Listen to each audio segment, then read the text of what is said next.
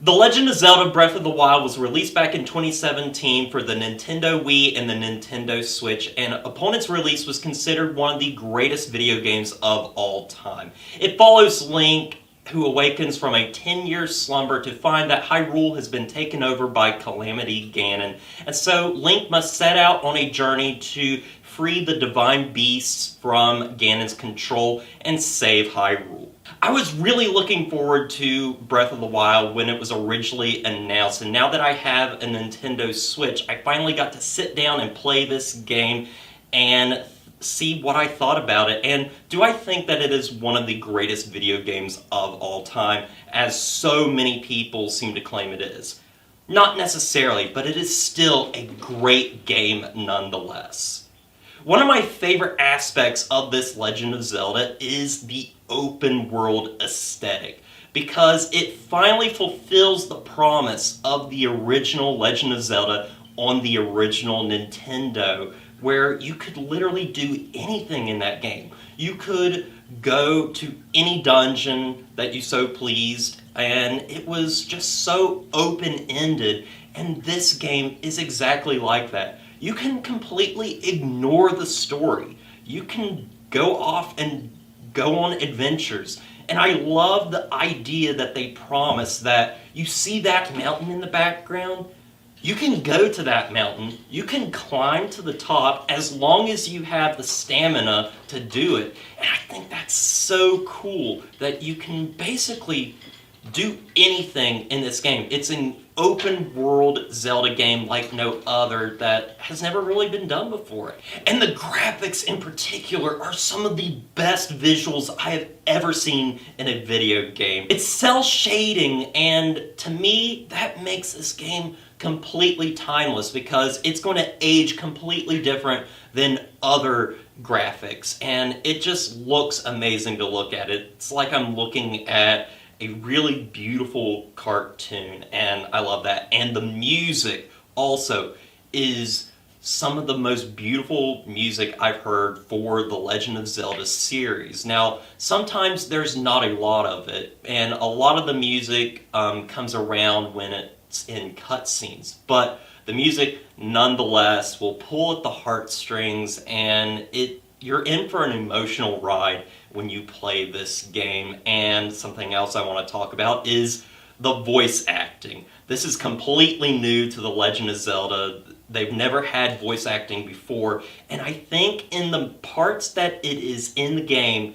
it really does work, especially for the story beats. And having Zelda herself talk is amazing. I have never cared for Zelda like I have with this game. She is a fully fleshed out character with her own motivations and her own agency, and you really get to care about her throughout this game. And I was also so impressed with a lot of the other parts of the game, especially when you're dealing with the divine beasts. You basically end up going to a town, talking to the leader of that town, and then going to the divine beasts, and there's a lot of cutscenes during this stuff, and Link gets to interact with people from his past, and there's some really emotional stuff going on here.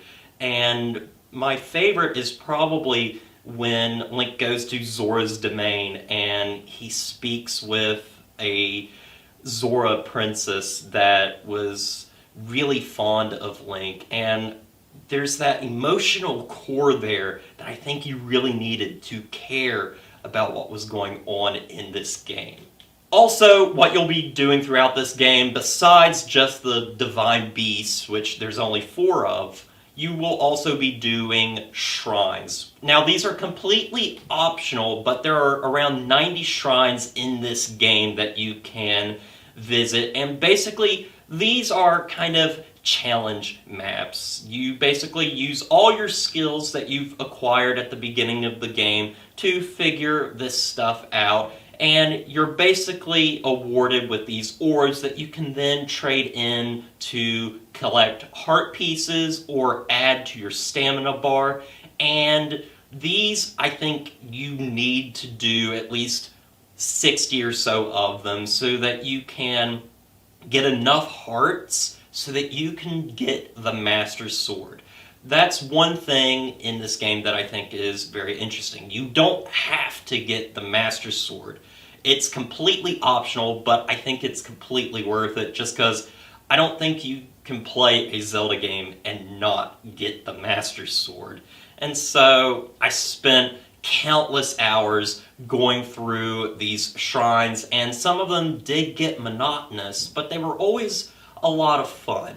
And I got the Master Sword, and it was just a really fun time. Now, there's also a lot of side quests that you can do in this game, but I never really found myself doing these that much. A lot of them end up being kind of the same, and if that's one complaint I have with the game, is that the side quests are cool that they're there, but they're never really that interesting. I also find that the Divine Beasts, the dungeons in this game, are kind of lacking. They are wonderfully crafted, but they are really short and they end up feeling the same in a lot of ways. Something that was so unique in all the Legend of Zelda games that came before was that the dungeons always felt unique. They had an interesting aesthetic to them, and here they just kind of all have the exact same aesthetic.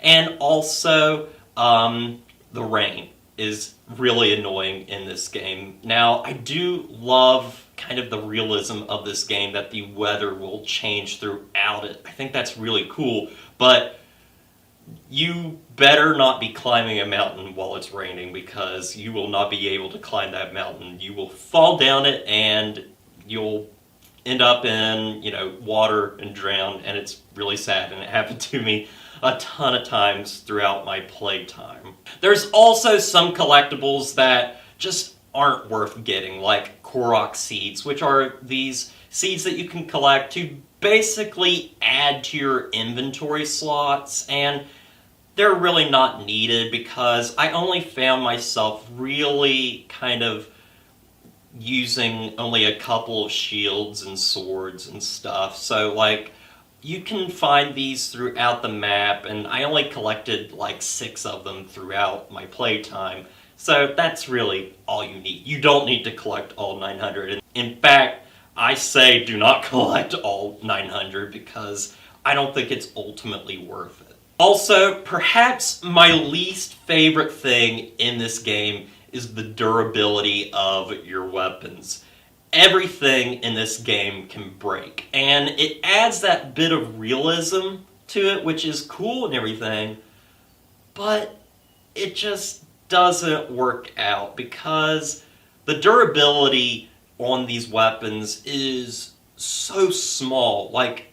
You only have to hit a thing a couple of times before it breaks, and you cannot get that weapon back. You have to collect it somewhere else, and that was really kind of annoying. I also felt that even though the open world is beautiful to explore, once you kind of explore it all, there's not much else to do. The magic is kind of gone, and I found the world at times rather empty, and I would have loved to see it a little bit more populated. I would have loved to see a little bit more in terms of side quest material and story stuff like that.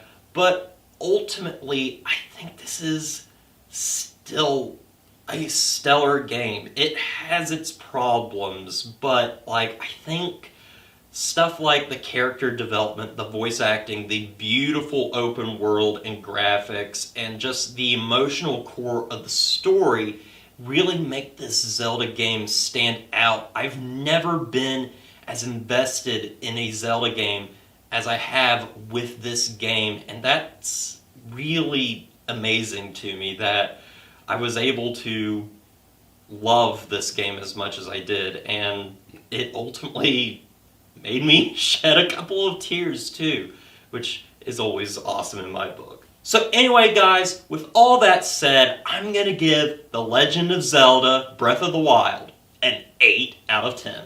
Well, guys, I want to thank you for watching this review. I hope you enjoyed it, and as always, don't forget to like, comment, and subscribe to the channel, and I'll see you guys in the next review.